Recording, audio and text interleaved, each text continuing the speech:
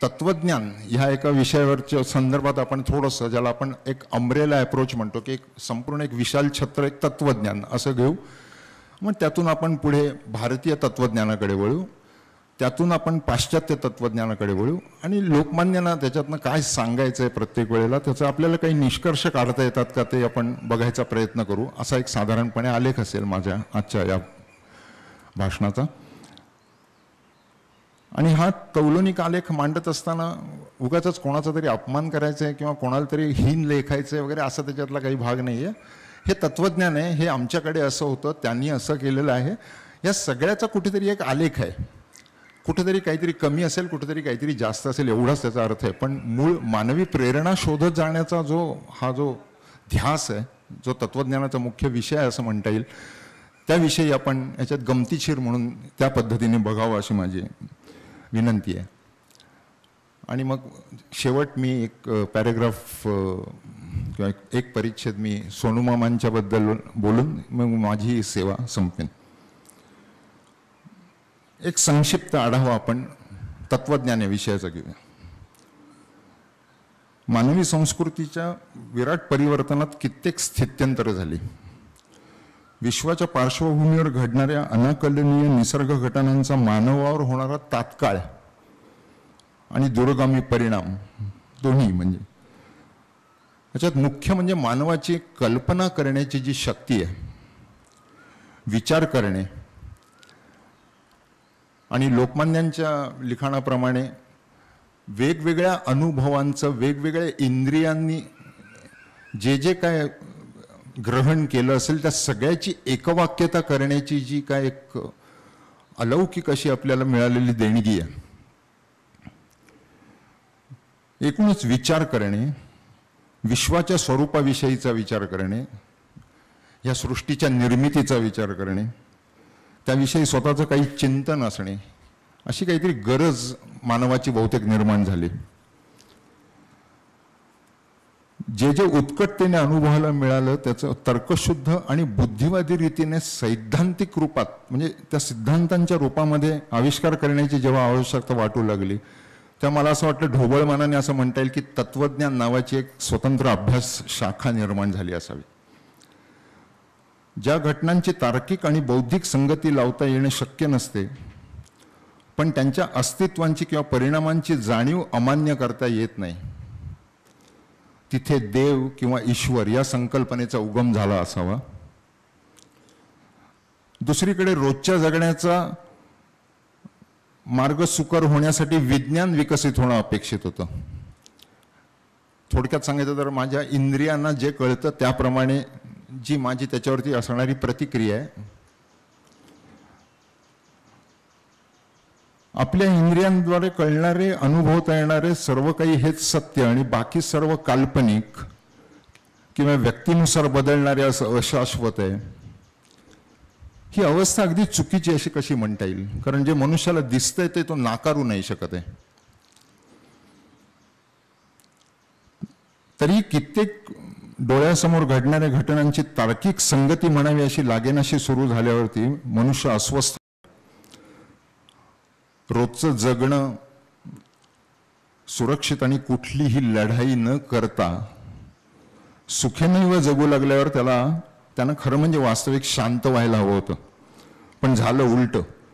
हे सुख एके दिवशी नाहीच होणार, हाही पुन्हा एक विचारच आहे. निदान माझ्या मृत्यूनंतर तरी हा उपभोग नक्कीच संपणार. मग ज्या एका तत्वामुळे हा निसर्ग विविध पडझडी आणि सृजनानंतर आहे तसाच राहतो, त्या अमृत तत्वाचा मला लाभ झाला तर. लोकमान्यांनी अध्यात्म या प्रकरणात अगदी नेमकेपणाने यावर बोट ठेवलंय. ते म्हणतात, आणि एक कोट, मनुष्य या पृथ्वीवर निर्माण झाल्या दिवसापासून सर्व दृश्य व नाशवंत सृष्टीचे मूलभूत अमृत तत्व काय व ते मला कसे प्राप्त होईल याचा विचार तो एकसारिखा करीत आलेला आहे. व अधिभौतिक शास्त्राची कितीही जरी वाढ झाली, एका अर्थाने आपण सायन्स म्हणू आता त्याला तात्पुरतं, अधिभौतिक शास्त्र म्हणजे, किंवा टेक्नॉलॉजी या अर्थाने, त्याची कितीही जरी वाढ झाली तरी मनुष्याची अमृत तत्वाच्या ज्ञानाकडील ही स्वाभाविक प्रवृत्ती कधीही कमी व्हायची नाही. अधिभौतिक शास्त्रे कितीही वृद्धिंगत होवोत, सर्व अधिभौतिक सृष्टी विज्ञान बगलेस मारून तत्वज्ञान नेहमीच त्याच्या पुढे धाव घेत राहील. 2-4 हजार वर्षांपूर्वी हीच स्थिती होती आणि आता पाश्चिमात्य देशातूनही तोच प्रकार दिसतोय. लोकमान्य लिहितात हे 1910 मध्ये नजरेस येत आहे. किंबहुना ही हाव ज्या दिवशी सुटेल त्या दिवशी त्यास वैमुक्तो यवा पशुहू असे म्हणावं लागेल. सर्व निश्चित ज्ञान विज्ञानाच्या कक्षेत येते. लोकमान्यांचा हा एवढा जो मी कोट होता तो तिथे संपतो. पण लोकमान्यांनी किती नेमकेपणाने याच्यावरती बोट ठेवलंय यासाठी म्हणून मी तो कोट घेतला होता. माझ्या आजच्या भाषणामध्ये मी थोडेफार ठिकाणी मी लोकमान्यांचे गीता रहस्यामधले वेचक असे जे उतारे आहेत ते मी घेणार आहे. सर्व हे विज्ञानाच्या कक्षेत येते आणि निश्चित ज्ञानाच्या पलीकडे असणारे ईश्वर मीमांसेच्या कक्षेत येते. विज्ञान आणि ईश्वर मीमांसा किंवा ज्याला आपण थिओलॉजी म्हणू, या दोन्ही कक्षेत जे येत नाही ते तत्वज्ञानाचे क्षेत्र असते, ज्यात सर्वसामान्य माणूस सहसा शिरत नाही. कारण तो एकदा हे तरी टोक बघतो नाही तर ते तरी टोक बघतो, मधल्या प्रकारात तो सहसा जात नाही. ते तत्वज्ञानाचं क्षेत्र आहे आणि म्हणून ते एका अर्थाने निर्जन क्षेत्र होतं. अशा अवघड निर्जन क्षेत्रात तत्वज्ञ एका धैर्याने संचार करतो आणि अंतिम सत्याविषयी आपले सिद्धांत मांडत राहतो. आज विज्ञानाच्या अफाट वेगाने आपले प्रगतीने आपले डोळे दिपून गेलेत. गीता रहस्य ग्रंथाचा काल हाही वैज्ञानिक प्रगतीचा मोठा कालखंड आहे. रसायनशास्त्रातल्या डाल्टनचे शोध ह्याच काळातले आहेत. अगदी दूर कशाला, फार प्रसिद्ध असलेला सापेक्षतावादाचा आइन्स्टाईनचा सिद्धांतही जो कालखंड आहे तो हाच आहे. सहज विषय निघाला म्हणून सांगतो, पण मला ह्या बाबतीत कौतुक वाटतं. आज आपण इतक्या सहजी गुगल किंवा हे करून आपण आत्ताच्या आत्ता काय चाललंय ते बघू शकतो. लोकमान्य त्या काळामध्ये 2 ते 3 महिन्यापूर्वी लागलेले विज्ञानाचे शोध आणि त्यांचे संदर्भ गीता रहस्यात घेतात. हे ते कसे मिळवत असतील आणि कशी त्यांना ती माहिती मिळत असेल, हे फार मोठं कोड आहे. लोकमान्य विश्वाची उभारणी आणि संहारणी या त्यांच्या एका प्रकरणातून स्पष्टपणे इशारा देतात. सृष्टीतील अनेक म्हणजे नाना व्यक्त पदार्थांमध्ये एकच अव्यक्त मूळ द्रव्य आहे. हे ज्याने समजले ते ज्ञान, म्हणजे गीतेतला आपला 18व्या अध्यायातला 20वा श्लोक. आणि एकाच मूलभूत अव्यक्त द्रव्यापासून भिन्न भिन्न अनेक व्यक्त पदार्थ प्रत्येकी कसे कसे निर्माण झाले. पुन्हा 13व्या अध्यायातला गीतेचा 30वा श्लोक. हे ज्याने समजते ते विज्ञान होय आणि ज्यात क्षराक्षर विचाराचा समावेश होतो. इतकंच नव्हे तर क्षेत्रज्ञ विज्ञान व अध्यात्म हे विषयही त्यातच येतात. ही लोकमान्यांची त्याच्यामागची दृष्टी आहे. अध्यात्माला आज सर्वसाधारणपणे जे हिणवलं जातं ना की ते विज्ञानाशी फारकत घेऊ नये, लोकमान्यांनी तेव्हाच सांगून ठेवलंय की आमच्याकडे भगवद्गीता सुद्धा याला म्हणताना हे विज्ञानच आहे म्हणून सांगते. हे अध्यात्म हा वेडेपणा किंवा खोळेपणा नाहीये. असो, आता मी थोडंसं गीता रहस्य या ग्रंथाकडे वळतो. मला कल्पना आहे तुम्ही सगळ्यांनी वाचलं असेल, पण एक पद्धत आहे म्हणून मी आपलं एक औचित्याला धरून होईल म्हणून मी त्या गीता रहस्य या ग्रंथाविषयी थोडंसं सांगतो. इसवी सन 1910 ते 11च्या हिवाळ्यात ग्रंथाचा पहिला खरडा मंडालेच्या तुरुंगात लोकमान्यांनी लिहिलेला आहे. अगदी काटेकोरपणे सांगायचं तर कार्तिक शुद्ध प्रतिपदेला त्यांनी सुरुवात केली आहे लिहायला आणि फाल्गुन अमावस्येला ते लिहून त्यांचं पूर्ण झालंय. हा एक 5 महिन्याचा कालखंड आहे. 1914 मध्ये मंडालेतून सुटून आल्यानंतर त्याच्यात काही अगदी किरकोळ सुधारणा त्याच्यामध्ये त्यांनी केल्या आहेत. काही माणसांची नावं म्हणजे छपाईच्या दृष्टीने जी नावं टाकावी लागतात ती नावं, याच्या व्यतिरिक्त त्याच्यामध्ये त्यांनी कुठलेही बदल केलेले नाहीत आणि तो हा ग्रंथ प्रकाशनासाठी सिद्ध झाला. याला लोकमान्यांनी स्वतःच प्रस्तावना पण दिलेली आहे. त्यानंतर एक व्यापक अनुक्रमणिका आहे. व्यापक म्हणण्याच्या मागचं कारण सांगतो, कारण सहसा आपण अनुक्रमणिका म्हणल्यानंतर प्रकरणांची शीर्षकं दिली जातात आणि तेवढीच आपली अनुक्रमणिका असते आणि त्याच्या पुढे त्याचा पृष्ठ क्रमांक येतो. याच्यामधली अनुक्रमणिका तशी नाही. शीर्षक आहे त्या प्रकरणाचं आणि त्याच्यानंतर त्या प्रकरणामध्ये काय काय प्रमुख टप्पे आहेत ते पण त्याच्यामध्ये त्याच्या खाली त्यांनी लिहिलेले आहेत. इतकी ती एक प्रकारे सविस्तर अशी लिहिलेली ती अनुक्रमणिका आहे. म्हणजे कोणालाही जर उद्या वाचायचं असेल तर त्याच्यातलं ते जरी वाचलं तरी त्याला कळेल की आपल्याला कुठल्या प्रकरणाला नेमकं जायचं आणि कुठलं वाचायचं ते. त्याच्यानंतर त्यांनी या ग्रंथात वापरल्या गेलेल्या चिन्हांची एक संपूर्ण यादीच दिलेली आहे. त्याच्यामध्ये आपले असणारे वैदिक ग्रंथ त्यांची एक यादी दिलेली आहे आणि त्याच्या सामान्य माहिती सकट ती दिलेली आहे. मग सुरू होतो विषय प्रवेश.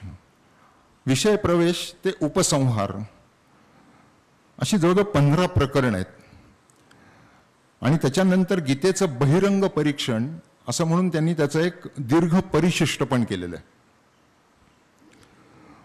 प्रत्यक्ष भगवद्गीतेच्या प्रत्येक अध्यायाचा श्लोकनिहाय शब्दार्थ हे बरेच जणांनी ज्यांनी गीतेच्यावरती टीका किंवा भाष्य केलेली आहे त्यांनी हे केलेलंच आहे. पण लोकमान्यांनी ते सगळं नंतर केलंय, ते उत्तरार्ध आहे त्याचा, आणि पूर्वार्धामध्ये त्यांनी ही सगळी विविध प्रकरणं लिहिलेली आहेत आणि शेवटी अर्थात उल्लेख सूची आहे. त्यात पानोपानीनं त्यांनी तळटीपा लिहिलेल्या आहेत, बऱ्याचशा बहुतांश ठिकाणी आहेतच. त्या तळटीपांचं नुसतं जरी संकलन केलं ना तरी सुद्धा तो एक मोठा अभ्यासाचा विषय होईल. इतक्या सुंदर तळटीपा आहेत त्या सगळ्या. त्यामुळे एखादा परिपूर्ण ग्रंथ कसा असावा याचा हा मला वस्तुपाठ वाटला नेहमीच. हे एवढं सगळं त्या ग्रंथामध्ये ऐकून आपलं खरं म्हणजे छाती दडपून गेल्यासारखे होते. पण गमतीचा भाग असा आहे की लोकमान्य स्वतःच प्रस्तावनेत एका ठिकाणी आणि अध्यात्म या त्यांच्या एका प्रकरणामध्ये काही संबंधाने लिहिताना असं लिहितात की अमुक एक गोष्टीची चर्चा करण्यासाठी ह्या छोट्याशा ग्रंथात किंवा या लहानशा ग्रंथात करता येत नाही असं लोकमान्य म्हणतात. म्हणजे हा जर छोटासा आणि लहानसा असेल तर मग लोकमान्यांना केवढा मोठा ग्रंथ अपेक्षित होता असं एकदा वाटून जातं. प्रत्यक्ष भगवद्गीतेच्या प्रत्येक अध्यायाचं श्लोकनिहाय करण्यापूर्वी त्यांनी जे प्रकरणं लिहिलेली आहेत त्या प्रकरणांची आपण फक्त नावं बघूया. कारण त्या प्रकरणांविषयी बोलायचं म्हणलं तर मग त्याला काही अंत नाही, ते बराच वेळ चालत राहील. विषय प्रवेश, कर्मजिज्ञासा, कर्मयोग शास्त्र, अधिभौतिक सुखवाद, सुखदुःख विवेक, अधिदैवत पक्ष, क्षेत्रज्ञ विचार, कापिल सांख्यशास्त्र किंवा क्षराक्षर विचार, विश्वाची उभारणी आणि संहारणी, अध्यात्म, कर्मविपाक व आत्मस्वातंत्र्य, संन्यास व कर्मयोग, सिद्धावस्था व व्यवहार, भक्तिमार्ग आणि मग गीताध्याय संगती आणि त्याच्यानंतर उपसंहार. यातला अधिभौतिक सुखवाद हा जवळ ना तो तर माझ्या अतिशय लाडका हे, कारण मला ते मी ह्या सुखवादाच किंवा या ऐहिक सुखाची मी पूर्ण अभिलाषा ठेवून असलेला एक माणूस असल्यामुळे असेल कदाचित, त्यातला फोलपणा मला जास्त लवकर जाणवला आणि त्यामुळे हे प्रकरण फार सुंदर आहे, कोणी वाचण्यासारखं आहे असं माझं रेकमेंडेशन आहे. आता थोडंसं या ग्रंथाच्या म्हणजे हे त्याचं बाह्य स्वरूप झालं. आता आपण त्याच्या थोड्याशा निर्मितीच्या प्रेरणेबद्दल बोलूया. थोडंसं सवंगतेनं बोलायचं म्हणलं ना तर मी असा एकदा विचार केला की हा ग्रंथ असाच्या असा समोर ठेवला, हातात कागद पेन घेतलं आणि मी जर का तो तसा नुसता नकलून काढायचा म्हटलं तरी मला असं वाटतं आपल्याला 5 महिन्यात ते नाही करता येणार. सगळ्या प्रकारची मला स्वास्थ्य आहे, शांतता आहे, वेळच्या वेळी खायला मिळते, निद्रा आहे, हे सगळं काही आहे, पण मला 5 महिन्यात तो नकलून काढता येईल की नाही मला शंका वाटते. तिथे आपण जेलमध्ये आहोत, तुरुंगामध्ये आहोत, तब्येतीची म्हणावी तशी व्यवस्था होत नाही आहे, त्यांची शुगर करंट खूप हे होती, तिथला उन्हाळा त्यांना फार त्रास देत असे.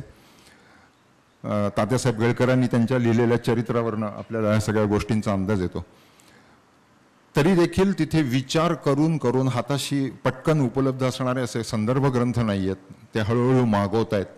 ह्या सगळ्या परिस्थितीमध्ये लोकमान्य हे सगळं लिहून 5 महिन्यामध्ये काढतात आणि ते सुद्धा कागद मोजके दिलेले, त्याच्यावरती नंबर टाकून दिलेले, शिस्पेन ते म्हणतात करून देत असत असं त्यांनी लिहिलंय. करून देत असत म्हणजे ते तासून देत असत, कारण त्यांच्या हातात पुन्हा काही ब्लेड तलवार बिलवार तर ते काहीतरी करतील इतकी त्यांना भीती होती यांच्याबद्दल.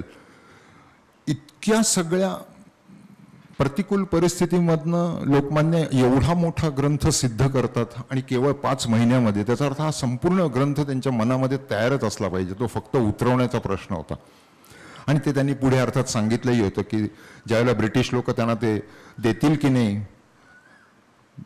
परत त्यांचे हे सगळं लिखाण, असा जेव्हा प्रश्न आला होता तेव्हा त्यांनी इतक्याच सहजतेने सांगितलं होतं की नाही दिलं तर नाही दिलं, मी 8 दिवस गडावर जाऊन बसीन आणि हा सगळा ग्रंथ पुन्हा लिहून काढीन, कारण तो माझा ग्रंथ माझ्या डोक्यात आहे.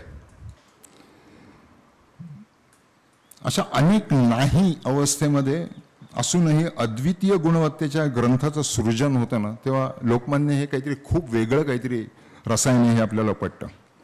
आजच्या तारखेच्या हिशोबाने बोलायचं म्हणलं ना तर मला तर वाटतं हा एक चमत्कार म्हणून सुद्धा सहज खपून जाऊ शकेल. सुमारे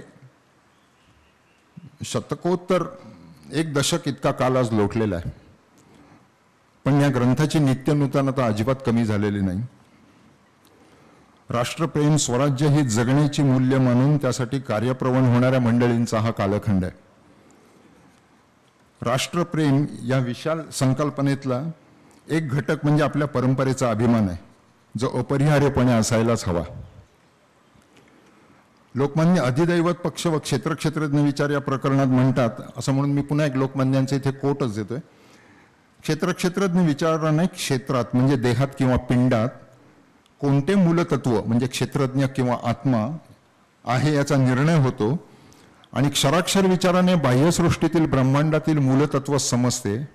पिंड आणि ब्रह्मांड मिळून दोन्हीकडची मूलतत्वे याप्रमाणे प्रथम पृथक पृथक करून निश्चित झाल्यावर मग पुढे जास्त विचार करून ही दोन्ही एकरूपी म्हणजे एकच आहेत किंवा जे पिंडी ते ब्रह्मांडी असा वेदांत शास्त्रात अखेर निर्णय करण्यात येतो. हेच सर्व चराचर सृष्टीतले अखेरचे सत्य होय. पाश्चिमात्य देशातही या प्रकारचे ओहापोह चाललेले असून कांट प्रभृती जर्मन तत्वज्ञ कांट जो होता तो, काही पाश्चिमात्य तत्वज्ञांचे सिद्धांत आमच्याकडील वेदांत शास्त्रातील सिद्धांताशी पुष्कळांशी मिळत किंवा जुळत चाललेले हे लक्षात आणले म्हणजे अधिभौतिक शास्त्रांची हल्ली इतकी वाढ पूर्वी झालेली नसतानाही वेदांतातील सिद्धांत ज्यांनी अंतर्दृष्टीने फार प्राचीन काळी शोधून काढले त्यांच्या अलौकिक बुद्धिवैभवाचे आश्चर्य वाटल्याखेरीच राहत नाही. आणि आश्चर्यच नव्हे तर आपणास त्याचा योग्य अभिमानही वाटला पाहिजे असं लोकमान्य म्हणतात. आपण किती मोठ्या परंपरेचे पाईक आहोत हे सिद्ध करण्यास जर माझी विद्वत्ता, माझा अभ्यास उपयुक्त ठरत नसेल तर त्या विद्वत्तेला पोकळच म्हटलं पाहिजे. लोकमान्याने आपलं संपूर्ण आयुष्य देशकारणासाठी खर्च केलं. तात्कालिक राजकारण आणि समाजकारण एका खऱ्या निस्वार्थ बुद्धीने करत असताना, राजसत्तेच्या अन्यायाविरुद्ध आवाज उठवताना, एका बाजूला आपल्या समाजात आपल्या परंपरेची भव्यता लोकांसमोर आणण्याचं काम वेगवेगळ्या त्यांनी ग्रंथातून केलं, जसं आर्टिक्टोमिन, वेदास किंवा ओरायन. त्याच्याबरोबरीने गीता रहस्याचं आपल्याला नाव घ्यावं लागेल. आपण पारतंत्र्यात असण्याची कारणं खूप वेगवेगळी आणि गुंतागुंतीची असू शकतील, परंतु आपल्याला पारतंत्र्यात तसंच राहू देण्यात नीतितत्व यशस्वी करण्याचं जर सगळ्यात मोठं काय साधन असेल तर ती म्हणजे तत्कालीन राज्यकर्त्यांची शिक्षण पद्धती. यातून पद्धतशीरपणे आपल्या ज्ञानाचा, परंपरेचा, इतिहासाचा आपल्याच मनात एक तुच्छतापूर्वक अनादर निर्माण केला गेला. तत्कालीन राज्यकर्त्यांची संस्कृती हीच खरी आणि बाकी आपण सगळे मागास आणि रानटी आहोत अशा पद्धतीची शिक्षण पद्धती यशस्वीपणे त्या काळी राबवली गेली. या सगळ्या अवडंबराला उद्ध्वस्त करण्याचं काम सुरू केलं 19व्या शतकाच्या उत्तरार्धात मराठी भाषेच्या शिवाजीनं, म्हणजे विष्णू शास्त्रींच्या निबंधमाला आणि त्यांच्या इतर स्थानिक संलग्न उद्योगांनी. आणि त्याचं एक विशाल परिणत रूप म्हणजे गीता रहस्यासारखं ग्रंथ आहे असं म्हणायला हरकत नाही. लोकमान्यांनी याविषयी आपली मते खूप परखडपणे मांडलेली दिसून येतात. कर्मयोग शास्त्र या एका प्रकरणात लोकमान्य म्हणतात, मनुष्यांचे अत्यंत हित किंवा सद्गुणांची पराकाष्ठा यासारखे काहीतरी परमसाध्य कल्पून मग त्या धोरणाने कर्माकर्म विवेचन केले पाहिजे असे प्राचीन ग्रीक पंडितांचेही मत असून आत्म्याच्या हितातच या सर्व गोष्टींचा समावेश होतो असे अरिस्टॉटलने आपल्या नीतिशास्त्र ग्रंथात म्हटले. तथापि आत्म्याच्या हिताला जितके प्राधान्य द्यायला पाहिजे तेवढे अरिस्टॉटलने दिले नाही. आमच्या शास्त्रकारांची गोष्ट तशी नाही. आत्म्याचे कल्याण किंवा आध्यात्मिक पूर्णावस्था हे प्रत्येक मनुष्याचे पहिले व परम साध्य होय.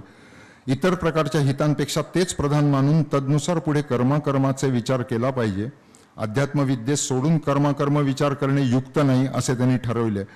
आणि अर्वाचीन काळी पाश्चिमात्य देशातील काही पंडितांनी कर्माकर्म विवेचनाची हीच पद्धत स्वीकारली आहे असे दिसून येते. उदाहरणार्थ कांट यांनी प्रथम व्यवसायात्मक बुद्धीची मीमांसा हा अध्यात्मविषयक ग्रंथ लिहून मग त्याची पुरवणी म्हणून व्यावहारिक किंवा वासनात्मक बुद्धीची मीमांसा हा नीतिशास्त्राचा ग्रंथ लिहिला. आणि इंग्लंडातही ग्रीन यांनी आपल्या नीतिशास्त्राच्या उपोद्घातात सृष्टीच्या बुडाशी असणाऱ्या आत्मतत्वापासून सुरुवात केली आहे. परंतु या ग्रंथांऐवजी फक्त अधिभौतिक पंडितांचेच नीतिग्रंथ आमच्याकडील इंग्रजी पाठशालातून प्रायः पडवीत असल्यामुळे गीतेत सांगितलेल्या कर्मयोग शास्त्राच्या मूलतत्वांचा आमच्यापैकी इंग्रजी शिकलेल्या काही विद्वानांस नीट बोध होत नाही अशी स्थिती आलेली आहे असं लोकमान्यांनी त्या काळात म्हणून ठेवलं. सर्वसाधारणपणे व्यवहाराचा एक नियम असतो, एखादी वस्तू खुजी आहे क्षुद्र आहे हे दाखवायचं असेल तर सापेक्षतेने दुसरी वस्तू उंच किंवा विशाल आहे असं दाखवलं जावं. परंतु एक मार्ग असाही आहे की ज्याला ॲब्सोल्यूट म्हणता येईल, केवल म्हणता येईल, निसंशयता परिपूर्ण आहे, त्याचं दिग्दर्शन केलं की याच सापेक्षतेच्या नियमाने बाकी सर्व अपैसे खुज किंवा कमी अपूर्ण असं ठरतं. लोकमान्य हा दुसरा मार्ग घेताना दिसतात. म्हणूनच केवळ पाश्चात्य नाही तर इतर कुठल्याही तत्वज्ञानाच्या खुजेपणाकडे निर्देश करायची गरज अशी त्यांना उरत नाही. आपले वेदांती तत्व, अद्वैती तत्वज्ञान हे असंशयतः परिपूर्ण आहे हा सिद्धांत वेगवेगळ्या मार्गांनी त्या ग्रंथातून सतत दाखवत असतात. त्यामुळे पाश्चात्य तत्वज्ञानाचा किंवा एतद्देशीयांचा कुठेही अवमानकारक उल्लेख ते करत नाहीत, कारण त्याची गरजही उरत नाही. परंतु ज्या काळात ब्रिटिशांनी किंवा पाश्चात्यांनी मांडलेल्या विचारांपासून ते आचारांपर्यंत सर्व काही योग्य आणि आमच्या थोर ऋषीमुनींनी मांडलेलं सगळं पोकळ असं मानण्याचा प्रघात होता, तेव्हा लोकमान्य प्रस्तावनेत असं सांगतात. आणि मी पुन्हा लोकमान्यांचं कोट देतो. अधिभौतिक ज्ञानाची अर्वाचीन काली पाश्चिमात्य देशात जी वाढ झालेली आहे त्यामुळे असं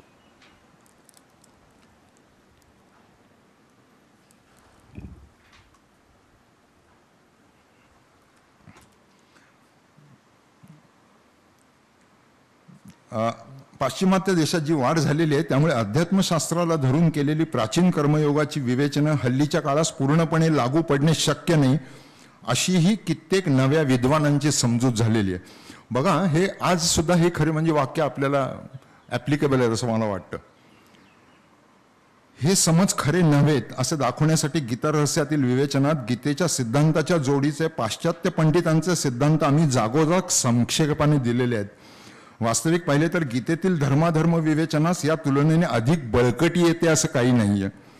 तथापि अर्वाचीन काली झालेल्या अधिभौतिक शास्त्रांच्या अभूतपूर्व वाढीने ज्यांची दृष्टी दिपून गेली आहे किंवा सध्याच्या एकदेशीय शिक्षण पद्धतीमुळे नीतिशास्त्राचा अधिभौतिक म्हणजे बाह्यदृष्टीने विचार करण्यास जे शिकलेले आहेत त्यास या तुलनेवरनं एवढे स्पष्ट कळून येईल की मोक्षधर्म व नीती हे दोन्ही विषय अधिभौतिक ज्ञानाच्या पलीकडचे असल्यामुळे प्राचीन काळी आमच्या शास्त्रकारांनी या बाबतीत जे सिद्धांत केले त्यांच्या पुढे मानवी ज्ञानाची गती अद्याप गेलेली नाही. इतकेच नव्हे तर पाश्चिमात्य देशातही अध्यात्मदृष्ट्या प्रश्नांचं ओहापोह अद्याप चालू असून सदर आध्यात्मिक ग्रंथकारांचे विचार गीताशास्त्रातील सिद्धांतांहून फारसे भिन्न नाहीत. गीता रहस्याच्या निरनिराळ्या प्रकरणातील तुलनात्मक विचारांनी ही गोष्ट स्पष्ट होईल. परंतु हा विषय अत्यंत व्यापक असल्याने पाश्चात्य पंडितांच्या मतांचा जो सारांश आम्ही ठिकठिकाणी दिलेला आहे त्याबद्दल इथे एवढंच सांगणं जरूर आहे की गीतार्थ प्रतिपादन करणे हेच आमचे मुख्य काम असल्यामुळे गीतेतील सिद्धांत प्रमाण धरून मग त्यांशी पाश्चात्य नीतिशास्त्रज्ञांचे किंवा पंडितांचे सिद्धांत कितपत जुळतात हे दाखवण्यापुरताच आम्ही पाश्चिमात्य मतांचा अनुवाद केलेला आहे व तोही अशा बेतेनं केलेला आहे की मराठी वाचकास त्यातील मतलब लक्षात येण्यास कठीण पडू नये. अर्थात दोन्हीमधले बारीक भेद आणि जे पुष्कळच आहेत किंवा या सिद्धांताचे पूर्ण उपपादन किंवा विस्तार ज्यास पाहणे असेल त्याने मूळ पाश्चात्य ग्रंथच पाहिले पाहिजेत हे निर्विवाद आहे. ही लोकमान्यांची भूमिका आहे एकूणच पाश्चात्य नीती किंवा त्या तत्वज्ञानाकडे बघण्याची. भारतीय तत्वज्ञानाप्रमाणे ज्ञानप्राप्ती झाल्यानंतर मनुष्याने सर्व कर्म संन्यास करून एकांतवासात राहणे किंवा लोकसंग्रहार्थ आपापली विहित कर्मे निष्काम भावनेनं आणि बुद्धीनं करत राहणे असे दोन पर्याय उपलब्ध आहेत. लोकमान्य हे दुसऱ्या पंथाचे कट्टर पुरस्कर्ते आहेत. पण म्हणून संन्यासमार्ग्यांच्या पंथांची निंदा करणे किंवा सांप्रदायिक हट्टीपणाने गीतेच्या श्लोकांचा अर्थ आपल्या मताशी सोयीस्करपणे लावून घेणे असला हीन मार्ग ते चोखाळत नाही. समाजाची उत्तरोत्तर उन्नती व्हायची असेल आणि एक सुदृढ प्रगतीपथावर समाजाने मार्गक्रमण सतत करायचे असेल तर मनुष्याने आपले विहित कर्म करत राहिलं पाहिजे आणि ज्ञानप्राप्तीनंतर सर्व समाजाच्या भल्यासाठी कार्यमग्न राहून सर्वांना एक आदर्श वस्तुपाठ घालून दिला पाहिजे. लोकमान्यांना हा संदेश लोकांपर्यंत पोहोचवण्याची अत्यंतिक गरज वाटत होती. ही तळमळ त्यांच्या समाजकार्यातून दिसते, त्यांच्या केसरी मराठा वर्तमानपत्रीय लिखाणातून दिसते, तशीच याही ग्रंथातून दिसते. विविध धर्मांच्या भक्तिमार्गांच्या तंटा पडल्याने काय होतं याविषयी एक मार्मिक उल्लेख लोकमान्य भक्तिमार्ग या प्रकरणात करतात. ज्या समाजात संसार अर्ध्यावर टाकून मुलाबाळांच्या भविष्याची उदरनिर्वाहाची कुठलीही काळजी न करता संन्यास घेणाऱ्या मनुष्यांचा उदो होत असेल आणि त्यापेक्षा वाईट म्हणजे या कृत्याच्या समर्थनासाठी भगवद्गीतेच्या श्लोकांचा चुकीचा आधार दिला जात असेल, त्यावर झणझणीत अंजन घालण्याचं काम हे निसर्गतः जणू आपल्याकडे आलेल्या अशा पद्धतीने लोकमान्य त्याच्यावरती प्रहार करतात. पण लोकमान्यांचं वैशिष्ट्य हे आहे की भगवद्गीतेत काय प्रतिपादन केलं याचं ते भान तिळ मात्रही सुटून देत नाहीत. संपूर्ण ग्रंथात कुठलाही मुद्दा मांडून त्यावर चर्चा किंवा विवेचन चालू असताना भगवद्गीतेशी अनुसंधान कायम टिकून ठेवलेलं दिसून येतं. मी फार पटकन, कारण मला वेळेचं हे पाळायला हवं म्हणून भारतीय तत्वज्ञान याच्याविषयी थोडं संक्षेपाने बोलतो आणि पाश्चात्य तत्वज्ञान याविषयी थोडं संक्षेपाने बोलतो. भारतीय तत्वज्ञान अत्यंत प्राचीन आणि विपुल प्रमाणात उपलब्ध असलेलं म्हणून सुविख्यात आहे. ज्ञान म्हणून जे काय ते वेदस्वरूप असून वेद अपौरुषेय आहेत आणि व्यासांनी मूळ वेदराशींची 4 वेदात विभागणी केली. या संकल्पना सर्वमान्य आहेत. वेदांताच्या प्राय यज्ञकर्म आणि ज्ञानप्राप्तीविषयी चर्चा आहे म्हणून त्यातील कर्मकांड मार्गाचे उपासक मीमांसक म्हणून आणि ज्ञानमार्गाचे उपासक वेदांती म्हणून ओळखण्याची वहिवाट आहे. या सगळ्याचा आपण डिटेल्ड आपण अभ्यास करू शकतो. संकोच करायचा म्हटलं तर तत्वज्ञानाची जी 3 प्रमुख शास्त्र आहेत म्हणजे न्यायशास्त्र, सांख्य आणि अद्वैती किंवा वेदांती, त्याच्यात नैयायिक सूत्रांच्या आधारे मांडलेल्या तत्वज्ञानात कपिल ऋषीपणे सांख्यशास्त्राने भर घालून सिद्ध केलेले तत्वज्ञान पुढे अद्वैत सिद्धांतास येऊन पोचले. मग आदि शंकराचार्यांचं कार्य, असा सगळा तो प्रवास आपल्याला बघता येतो. मी चटकन फक्त त्याची निरीक्षणांबद्दल बोलतो. निरीक्षण अशी आहेत, पुनर्जन्म हा प्रारब्धाचा, ओके, मला फारच वेळेचा अंदाज माझा चुकलाय त्यामुळे मला ते 5 मिनिटात हे सगळं आटपायलाच हवं. त्यामुळे मी निरीक्षण ही सुद्धा मी आता वाचत नाही. मी थोडं पाश्चात्य तत्वज्ञानाविषयी बोलतो. आधी अभ्यासकांनी पाश्चिमात्य तत्वज्ञानाच्या विकासाचे काही विशिष्ट कालखंड ठरवलेले आहेत. कुशमनच्या मतानुसार ते 3 आहेत, तर विंडलबँडच्या मतानुसार ते 7 आहेत. आपण एक 5 धरून चालू. त्याच्यामध्ये प्राचीन आहे, मध्ययुगीन आहे, रेनेसॉ आहे किंवा नवजीवन आहे, क्रांतियुग आहे, आधुनिक आहे आणि समकालीन आहे. आधुनिक आणि समकालीन साधारण जर आपण एकत्र केलं आणि त्यांचे आपण वर्षही घेऊ शकतो. प्राचीन ग्रीस हे साधारणपणे याचा पाळणा असं मानलं जातं पाश्चात्य तत्वज्ञानाचं, कारण तिथून पुढे ह्या सगळ्या विकासाची दिशा दिसून येते. मी त्या सगळ्याला आता बगल मारतो. आणि एवढंच मी फार तर आत्ता सांगू शकेन की त्यांच्या विविध शाखा किंवा तत्वज्ञानाच्या विविध शाखा म्हणून ज्या प्रसिद्ध झाल्या त्या आणि त्याच्याविषयी लोकमान्यांनी त्यांचा घेतलेला उल्लेख हेही प्रत्येक ठिकाणी आहे. ज्ञान प्रक्रियेचा उगम, स्वरूप, बाह्यवस्तूंच्या आकलनाची प्रक्रिया म्हणजे एपिस्टेमॉलॉजी किंवा ज्ञानमीमांसा म्हणता येते. फंडामेंटल सायन्स किंवा मूलभूत शास्त्र म्हणून ज्याला अरिस्टॉटलने मान्यता दिली होती ते एक घेता येतं. मेटाफिजिक्स आपल्याला घेता येतं. रॅशनल थिओलॉजी म्हणजे विवेकाधिष्ठ ईश्वरशास्त्र असं त्याच्याकडे बघता येतं. विश्वोत्पत्ती मीमांसा या अर्थाने आपल्याला कॉस्मॉलॉजीकडे बघता येतं. अधिभौतिक म्हणजे मटेरियलिझम, आपण ज्याला मटेरियलिस्टिक लाईफ म्हणतो ते बघता येतं. आणि आस्तिक्यवाद किंवा एक्सटेन्शियलिझम हाही एक दुसरा एक त्याचा प्रकार म्हणून बघता येतो. आणि अर्थात गूढवाद किंवा मिस्टिसिझम ज्याला आपण म्हणतो ते याच्याकडे बघता येतं. मी थोडक्यात पाश्चात्य तत्वज्ञानाबद्दलची निरीक्षणं सांगतो. याची सर्वात मोठी जमेची बाजू त्यांची अशी आहे की विविध तत्वज्ञानांच्या कामाचे उपलब्ध असलेले दस्तावेज, जमेल तितके ज्ञान अक्षररूपात जतन करून ठेवण्याची त्यांची वृत्ती. बहुतांश लिखाण प्लेटोचा एक सन्माननीय अपवाद वगळला तर गद्य स्वरूपात आहे. अर्थात प्लेटोने जे लिहिले ते पद्य ह्या फॉर्ममध्ये लिहिलेलं नाही आहे, पण ते गद्य काव्य असं म्हणता येईल. असं मामांनीच ज्ञानदेव आणि प्लेटो या त्यांच्या ग्रंथांमध्ये त्याचा उल्लेख केलेला आहे. लॅटिन, फ्रेंच, इंग्लिश, जर्मन अशा वेगवेगळ्या विषयामध्ये त्यांचा तत्वज्ञानाचा विकास झालेला असल्यामुळे त्याच्यात त्या भाषांच्या मध्ये एकमेकांच्या ट्रान्सलेशन करावं लागलं आणि त्यामुळे त्याच्यातनं एक लिंग्विस्टिक फिलॉसॉफी म्हणून अजून एक त्यांचा एक वेगळीच अजून एक त्यांची शाखा तयार झाली. हा साधारण ज्याला आदर म्हणता येईल आणि गौरव म्हणता येईल अशाच पद्धतीने त्याच्याविषयी बोलताना दिसून येतात. मला असं वाटतं याच्या पलीकडे ही झाली त्या दोन ग्रंथांच्यातली तुलना किंवा काय, पण मला असं वाटतं की अजून एका बाबीकडे इथे निर्देश करताना ते दिसतात. ते म्हणतात की प्रस्तावनेच्या अखेरीसच ते म्हणतात की पूर्ववयातच गृहस्थाश्रमाचे किंवा संसाराचे हे प्राचीन शास्त्र जितक्या लवकर समजून घेणे शक्य असेल तितक्या लवकर प्रत्येकाने समजून घेतल्याशिवाय राहू नये एवढीच आमची शेवटी विनंती आहे. समाजात आणि एकूणच आपलं सगळं महत्त्व कमी होतं असं वाटल्यानंतर जा तुम्ही जरा जाऊन ते हे वाचत बसा, देवदेव करा असं जे सांगितलं जातं त्यावेळेला वाचायचा गीता हा ग्रंथ नाही असं ते सांगतायत. समजा संस्कृत ही भाषा जर का आज आपल्याला अडचण असेल तर आपली जी भावार्थ दीपिका आहे ती ज्ञानेश्वरी ती वाचली तरी सुद्धा त्याचा अर्थ तोच आहे असं मला वाटतं. लोकमान्य एका अर्थाने तेच सांगतायत, जितक्या लवकर या मार्गाला जाता येईल तितक्या लवकर या मार्गाला जा. माझ्या दृष्टीने आज माझं जे नेमून दिलेलं भाषण होतं तेवढं संपलं.